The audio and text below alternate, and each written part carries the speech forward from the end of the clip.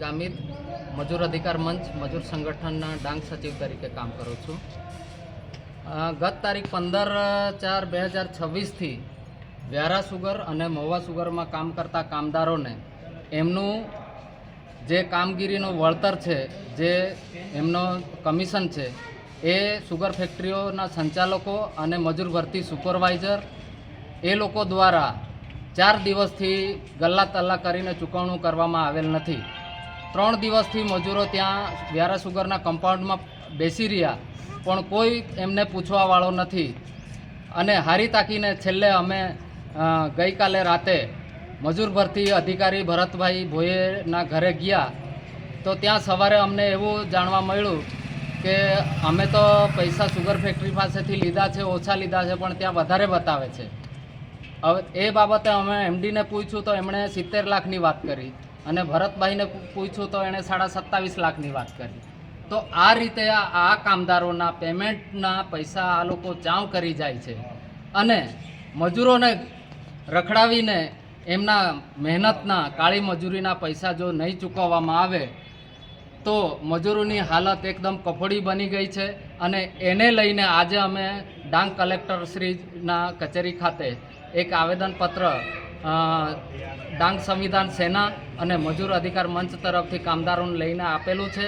અને અમારી માંગણી છે કે આ જ કામદારોને 24 કલાકની અંદર આમના વેતન નહીં મળે તો અમે ભૂખ હડતાલ કરીશું અને ગાંધી ચિંધ્યા રાહે અમારે જે પણ કરવું થશે એ કરીશું. અને એ બાબતે તંત્રને અમે ધ્યાને દોરીએ છીએ અને એમાં જો કંઈક ચૂક થશે તો એ સંપૂર્ણ જવાબદારી તંત્રની રહેશે. સંવિધાન સેના પ્રમુખ નિલેશભાઈ એસ જામરે.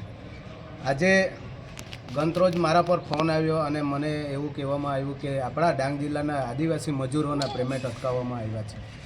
આજે ડાંગ જિલ્લાના જે મજૂર ભરતીના સુપરવાઇઝર જે છે મહુવા સુગર અને વ્યારા સુગરના, એ લોકો દ્વારા આ જે મજૂરો સૌથી વધારે આપણે જોવા જઈએ તો સુગર ફેક્ટરીની સૌથી વધારે કાળી મજૂરી હોય તો સુગર ફેક્ટરીની હોય છે. ઉનાળો, ચોમાસો, શિયાળો એવી રીતે મજૂરો કામ કરે છે અને એ લોકોને પેમેન્ટ નથી આપ્યા. પેમેન્ટ કોઈ બીજાને આપી દીધા છે એવી કંઈ એ લોકો સુગરના મેનેજમેન્ટ દ્વારા એવું કહેવામાં આવે છે. તો હું સરકારને એવું કહેવા માગું છું, તમે આજે 2026-27ના બજેટમાં તમે એક માણસના માથાદીઠ તમે 3,01,000નો વિકાસના બજેટની તમે ફાળવણી કરી છે અને અમારા આદિવાસી સમાજના જે આ લોકોના બજેટ ખાવાની જે વાત કરી છે. તો હું આજે આ મીડિયાના માધ્યમથી હું સરકારને કહેવા માગું છું, આજે અમે આ કલેક્ટર સાહેબશ્રીને અમે એક આવેદનપત્ર આપ્યું છે. જો 24 કલાકના અંદર તંત્ર દ્વારા એ લોકોને સુગર ફેક્ટરીઓને દબાણ કરીને તાત્કાલિક ધોરણે આ લોકોનું પેમેન્ટ આપવામાં નહીં આવે તો અમે ભૂખ હડતાલ પર ઉતરીશું અને સમગ્ર ડાંગ જિલ્લાના અંદર બહિષ્કારના અમે બોર્ડ મારીશું.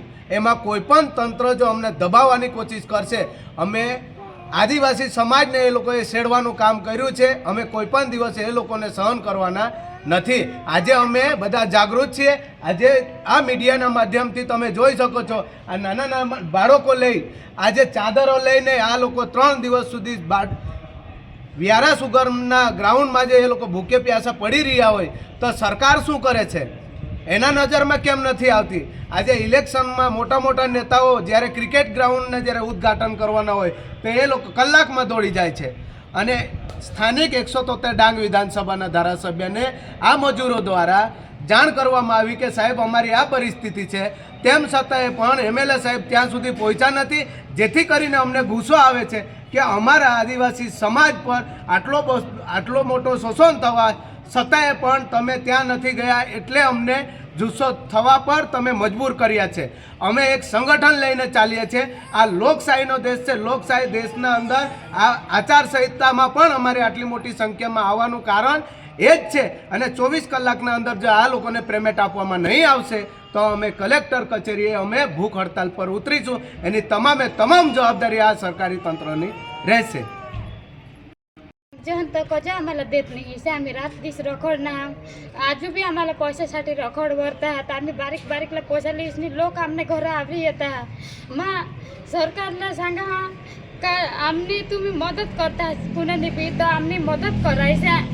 आम्ही रोज दिवस रखडत ठेवून जाऊन भुकतीस तर आम्ही सहाय करणे માટે आम्ही तुम्हाला काहीतरी करजो का आमनी मदत करा आम्हाला जे पैसा आम्हाला मिळ नाही राहणार तर तुम्ही मदत करा आम्हाला मिळू शकता तर तुम्ही आमनी मदत करा કામ કર્યું અને 2 માસ મહુવામાં કામ કર્યું તો જે મહુવાનો પેમેન્ટ એ અમારે આ માર્ચમાં 24 તારીખે એ સિગ્નેચર અમારા લઈ લીધા અને એ કહેતો છે હવે કે તમારું પેમેન્ટ થઈ ગયું પણ એ કોના હાથમાં ગયું એ પણ પૈસા આવ્યા નથી અને જે વેરાના છે એ પણ આવ્યા નથી તો અમારે પૈસા લેવા જવાનું ત્યારે કોના પાસે હવે અમારી એ માંગણી છે કે સરકાર એ અમારું કામ ને જે માંગણી છે એ પૂરું કરે અને જે અમારું જે ચૂકવાયેલો પૈસા એ કોના પાસે ગયા એની માંગ કરે અને એની જાંચ કરે કે આ પૈસા ગયા કોના પાસે તે અમારે આ ન્યાય જલ્દીથી પૂરું કરે આ સરકાર તો અમારી એ માંગ છે સિગ્નેચર કોણે કરાવ્યું સિગ્નેચર આ ભરત સાહેબ અમારા છે મોવા સુગરનો કે તમે આના પર સિગ્નેચર કરી આપો તો તમારું પેમેન્ટ 2 દિવસની અંદર સંતારામ ચિક્કેના અને ભરત આપણે કોટબાના એ આમાં પછી કરી લેના 2 દિવસની જ અંદર તમારું પેમેન્ટ પૂરું થઈ જશે 24 તારીખે તો પેમેન્ટ આવ્યું નથી ને અંદર ખાને જ આ પેમેન્ટ ગયું કા એની અમે માંગણી કરીએ